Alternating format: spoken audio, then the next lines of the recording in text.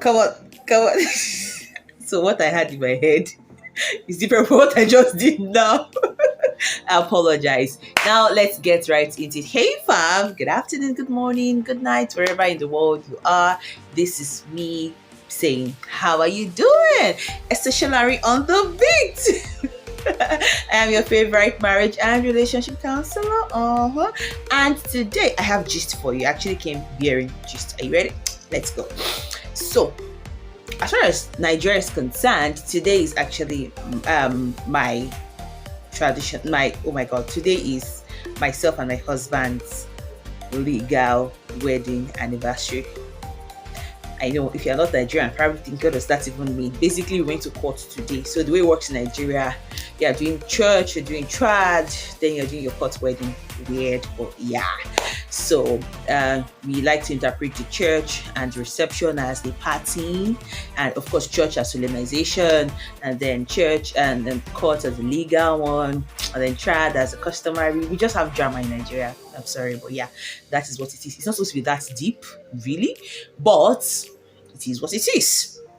And by the way, some churches are licensed to join, but there's still a bit of court procedure involved in that. That is not what I'm talking about. Let us go right into the conversation.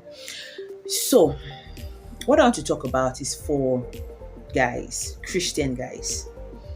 I am laying my ground, not ground rules, but basically just trying to set a foundation for what I want to say. Very short thing anyway. Christian guys who are in that season where they feel like, yes, I am at that age where I can marry. Yes, I have the marital knowledge required for me to marry. However, there are some financial implications to these things, and I want to be more financially empowered than I am currently before I can take up this institution called marriage. Okay, so I am talking to people who are Christians and who actually have faith, who have faith in God. I'm talking to people who actually have a source of income that can take care of themselves, and preferably they can take care of themselves and one other person. And thirdly, I am talking to people who have where they are going to, not people who are just gallivanting around, but people who really do have a projection for their lives and they are responsible. Please.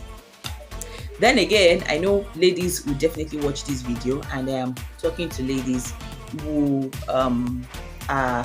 have these guys around who are very responsible, but somehow these guys are just fixated on the kind of life they want to have before they get married. I'm not talking to the women who believe your money is my money, my money is my money. No, I believe I'm talking to responsible women. Okay, so what exactly do I have to say?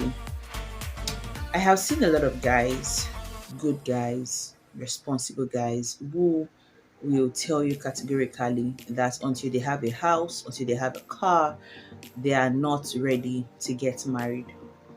Some even have bigger ideas. And when they say that, I look at them and I'm like, yes, I get your point. I understand the desire to want to become all of these things before, or want to have all of these things before you marry. But sometimes these goals are very lofty. When you consider how much they are earning, consider the kind of projections they have for themselves, they are really not ready to settle down in the next 5 years. And this is what I have noticed. So, like I said, today is our 4th wedding anniversary. And then I look at my husband and I notice that there is something marriage does to a man that, all things being equal, is supposed to make him more responsible. Yeah. So, because we are married, the idea that there is somebody else in the marriage makes him want to do more. The idea that there is a child in the marriage, or maybe I am pregnant, or I just put to bed, or I have a child or something, makes him, it just confers on you that sense of responsibility to want to create a better life for yourself and your family. And it's not even just for men, even for me as a woman. Like just yesterday, I was looking at my child, my 2-year-old daughter, and I was telling myself, Tinode, I'm going to give you the best life. I'm going to work hard. I feel like I have a deeper motivation to work. I don't know if there is anybody like me But that is really what I am noticing about myself. I have this desire to want to push for more, to want to earn better, to want to give my daughter a better life. I was looking at some Christmas clothes and I'm like, man, this is the kind of clothes I want for my daughter, but I don't have the funds for it yet. And I was telling myself, man, you must get this clothes for her third birthday next year. You must get this clothes. So in my head, my brain is already thinking, how do I earn more?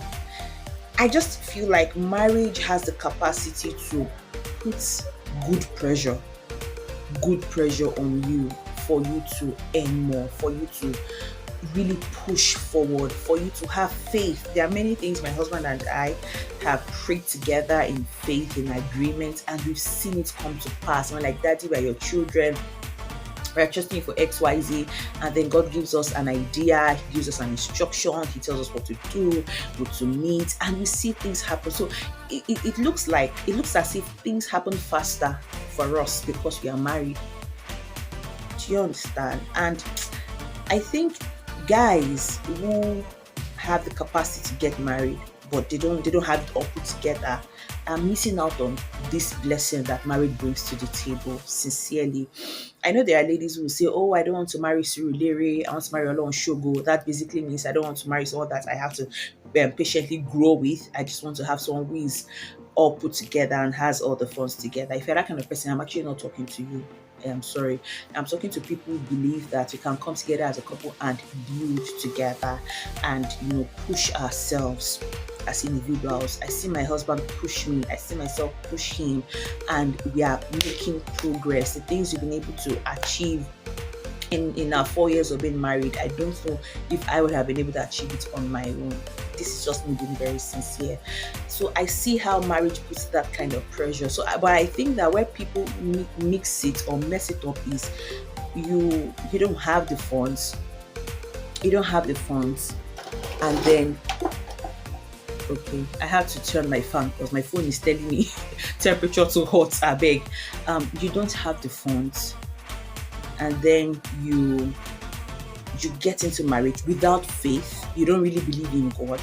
You believe it's all about your hard work, and you both are not even in sync. You don't have a family vision. You don't believe in pushing each other for success, and you're also so unrealistic that you believe in just birthing children because you have them.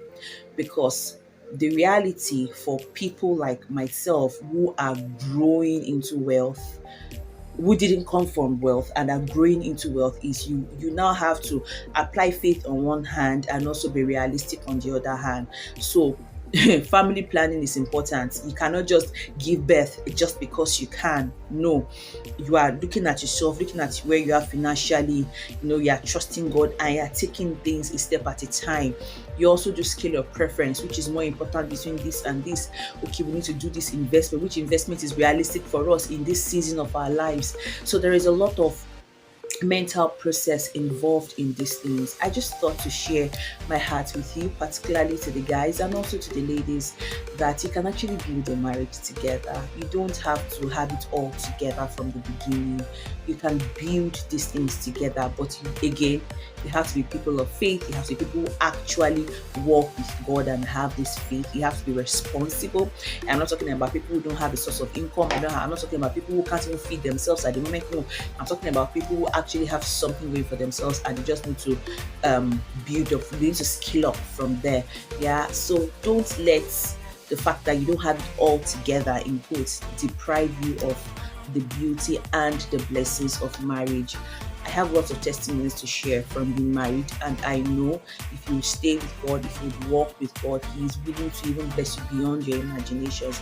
As much as you are willing to be obedient to Him, you are willing to let go of ego and work together as a team, and they are willing to take practical steps where necessary. I love you. I celebrate you. I hope this video blessed you. Do share it to someone you care about. This is Esther Shilari YouTube channel. Subscribe. Have a beautiful day. Bye.